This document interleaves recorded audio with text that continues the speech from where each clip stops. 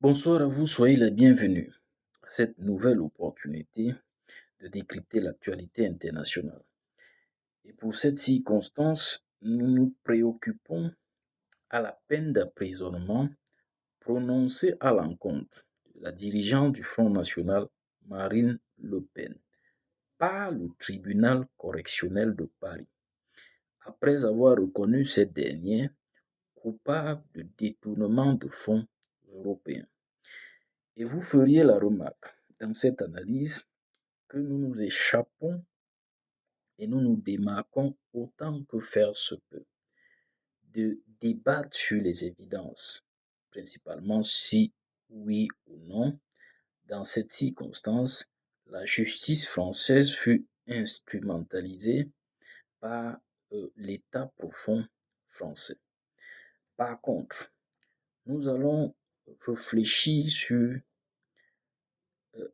l'attitude que devrait adopter le Front national face à cette crise, au-delà du recours qui, lui, il faut l'indiquer, est particulièrement caractérisé par euh, très peu de chances de succès et au-delà de la possibilité d'agiter les foules en se présentant comme une victime d'un système qu'elle combat, quelles sont les opportunités, les stratégies efficaces que le parti peut adopter afin de faire face à cette crise.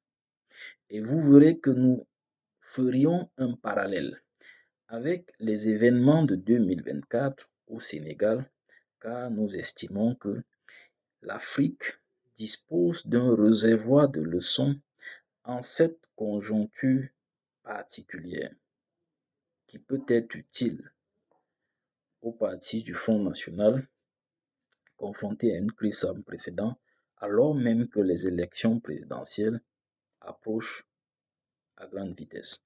Vous êtes donc la bienvenue à cette réflexion. Cependant, si vous ne vous êtes pas encore abonné à notre page, nous vous invitons à bien vouloir le faire, à bien vouloir partager nos contenus et, in fine, nous livrer vos appréciations à la section réservée à cet effet, notamment celle des commentaires.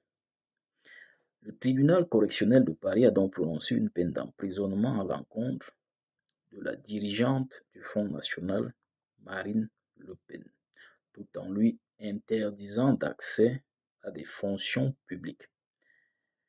Après l'avoir, bien entendu, reconnu coupable de détournement de fonds européens, la Cour a établi que Le Pen avait détourné plus de 3 millions d'euros de ressources allouées par le Parlement européen pour financer des membres de son parti, le Rassemblement national. Lors de l'audience, le juge en chef a stipulé que cette politicienne nationaliste ne pourrait pas se présenter à des élections pendant une période de 5 ans, avec effet immédiat. En outre, une peine de 4 ans de prison a été prononcée, dont 2 ans avec sursis, et les 2 autres à purger sous surveillance électronique plutôt qu'en détention. Marine Le Pen a également été condamnée à s'acquitter d'une amende de 100 000 euros, tandis que le Rassemblement national a reçu une sanction financière de 2 millions d'euros.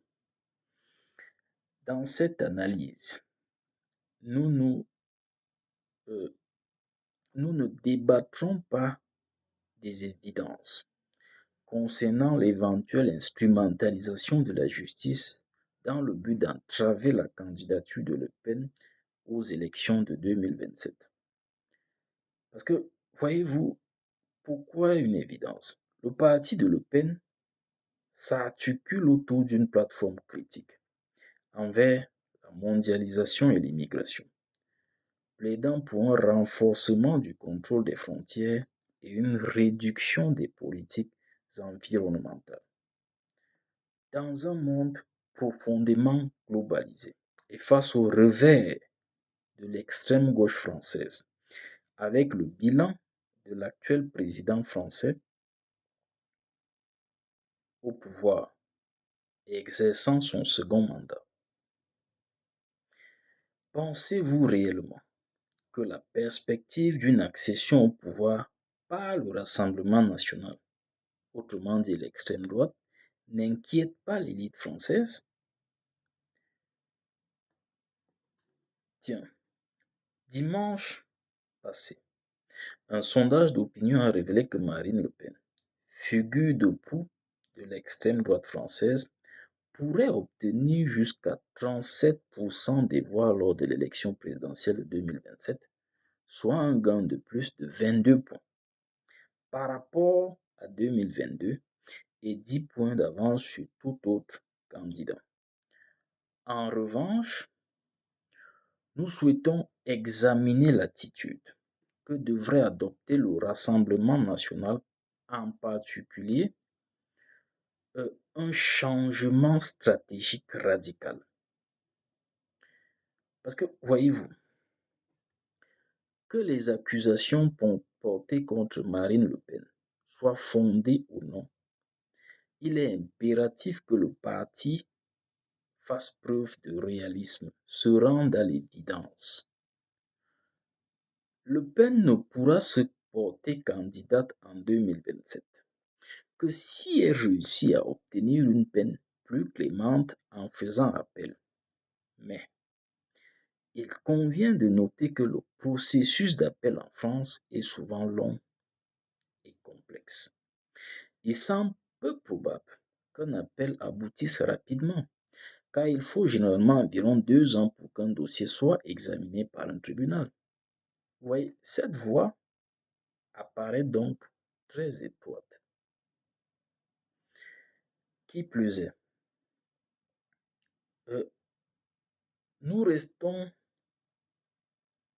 suffisamment athées, sceptiques, quant aux chances de succès de la procédure d'appel de Le Pen. Si Le Pen échoue dans son appel, Jordan Bardella, son héritier présumé, sera probablement choisi comme candidat. Cependant, et c'est un pan essentiel de notre réflexion, l'idée de Bardella suscite des réserves au sein de l'opinion publique.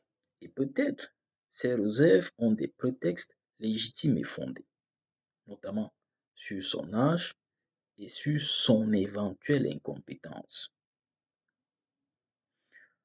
Sauf qu'il se trouve que le parti fait face à une crise à un moment où c'est précisément lui qui est le dauphin à la fois légitime auprès de l'assiette de sympathie du parti, du capital d'adhésion du parti, mais aussi auprès de la communauté internationale, en dépit de son jeune âge.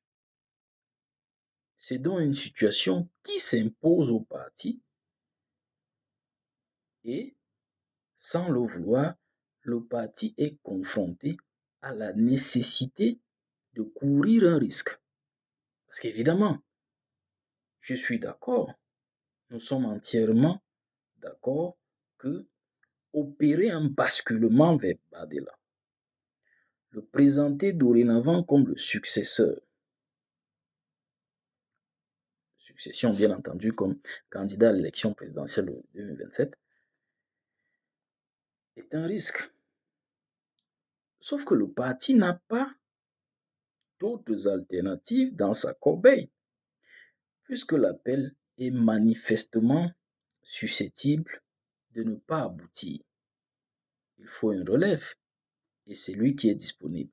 On peut même évoquer, en création bien sûr, le principe de disponibilité conjoncturelle. Parce que la conjoncture qui s'impose au Front national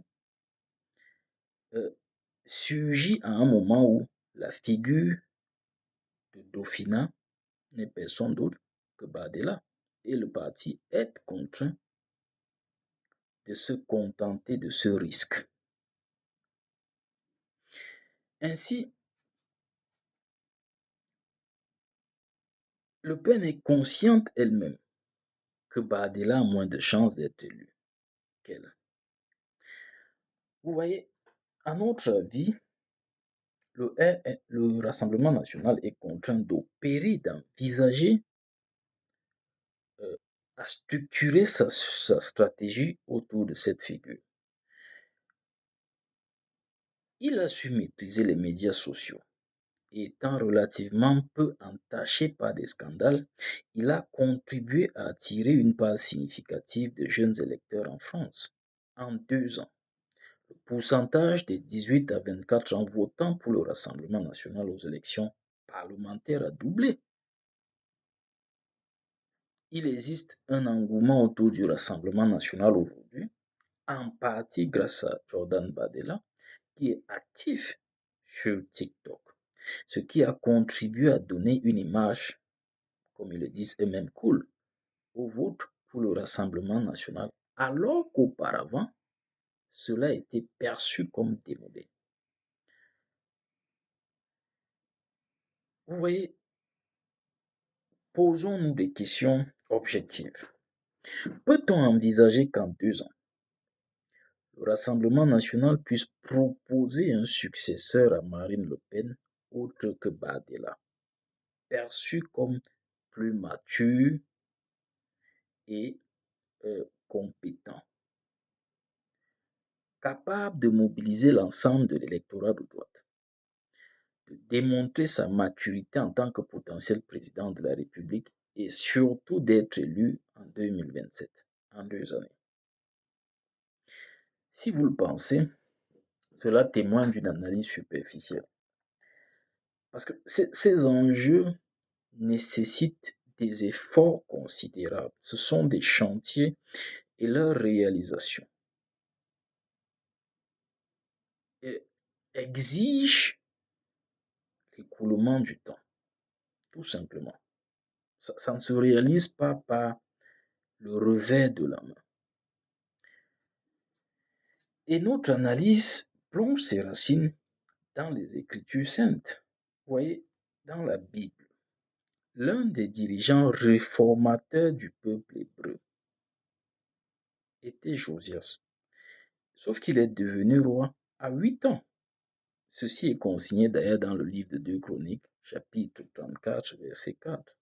Un autre leader, Ézéchias, a gouverné avec succès. C'est l'un des leaders dont la Bible elle-même précise qu'il a gouverné de manière salutaire, avec succès à 25 ans. Ces peuples n'étaient pas opposés, ce peuple hébreu, n'était pas opposé à la notion de maturité pour l'exécutif, non. Mais ils se sont adaptés au contexte qui leur était imposé par la conjoncture sociopolitique.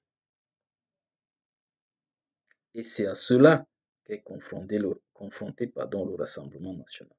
Vous voyez, en France, l'âge minimum pour être éligible à la présidence de la République est de 18 ans. Un seuil qui était auparavant fixé à 23 ans. Autrement dit, il a été revu à la baisse.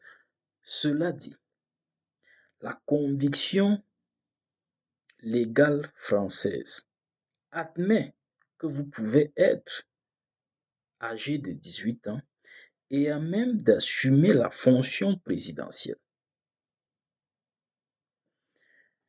Bardella en a 29, donc largement au-dessus de l'âge minimum requis.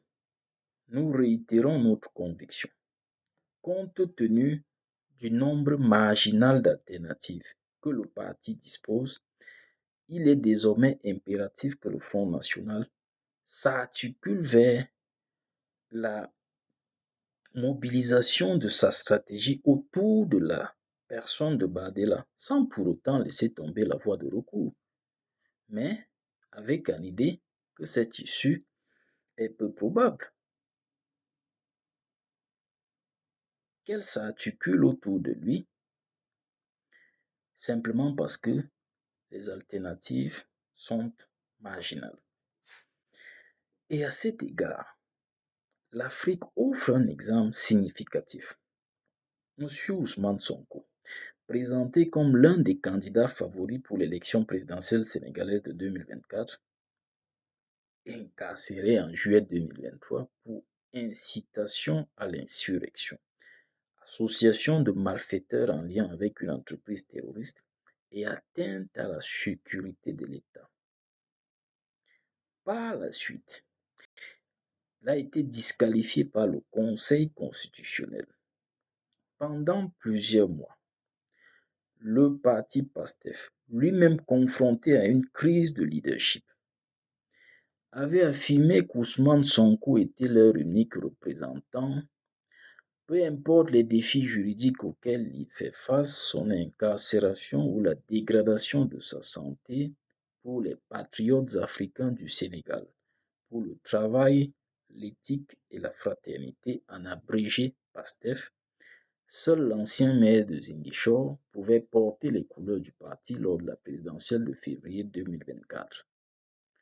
Cependant, à l'approche du scrutin, il aura fallu confronter la réalité et surtout se rendre à l'évidence.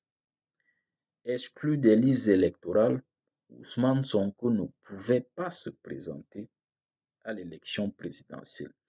Peu importe la légalité ou le fondement des chefs d'accusation qui lui étaient reprochés par la justice sénégalaise.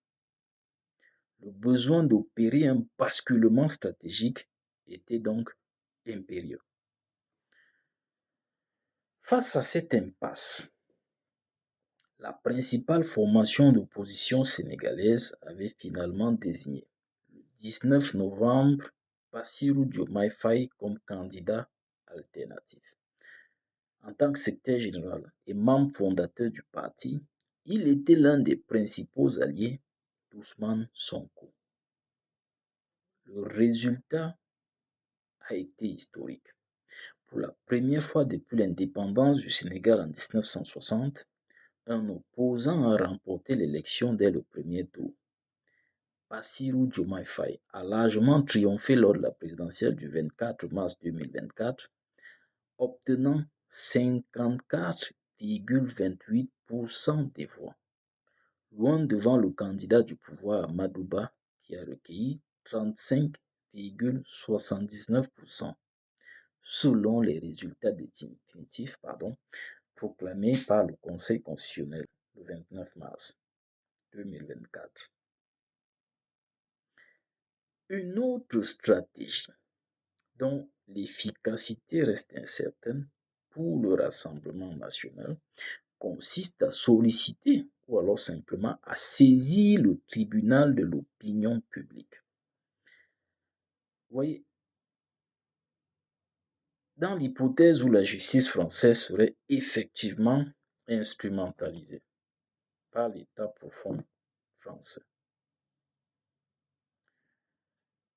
peut-on envisager que se tourner à nouveau vers elle pour contester la décision d'inéligibilité, que cela soit une démarche fructueuse?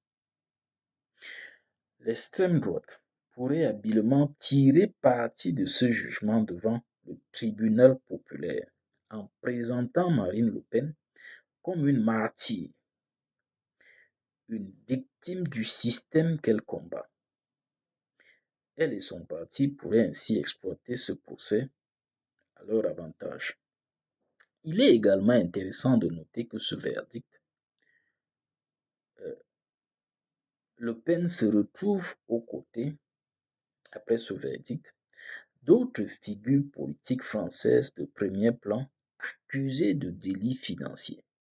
L'ancien président Nicolas Sarkozy attend une décision de justice concernant les contributions illégales perçues durant sa campagne présidentielle de la part du dirigeant libyen Muammar Kadhafi. De même, l'ex-premier ministre François Fillon a été reconnu coupable d'avoir employé frauduleusement son épouse comme assistante alors qu'il était député. La question est donc de savoir quelle est cette tradition, cette coutume qui manifestement se pérennise et s'institutionnalise. parmi les hommes d'État français, la manipulation inappropriée des capitaux. C'est peut-être un débat. Merci infiniment de nous avoir suivis. Nous vous invitons à bien vouloir rester en compagnie de nos analyses afin d'en tirer comme plus-value l'objectivité et la pertinence. Une fois de plus, merci et à très bientôt.